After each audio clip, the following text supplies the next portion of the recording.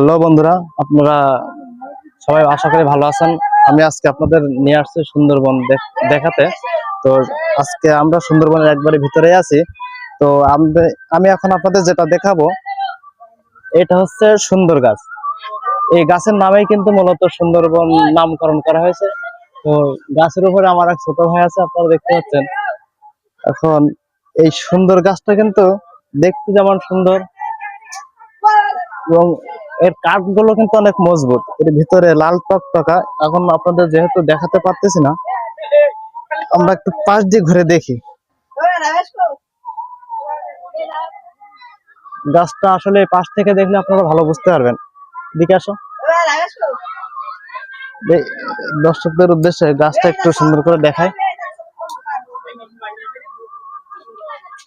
গাছের এই পাশটা, এই যে দেখতে পাচ্ছেন আপনারা, গাছটা কিন্তু অনেক সুন্দর। এবং এই আগেই কিন্তু বলেছে, এই গাছের নামে কিন্তু এই সুন্দরবনের নামকরণ করা হয়েছে।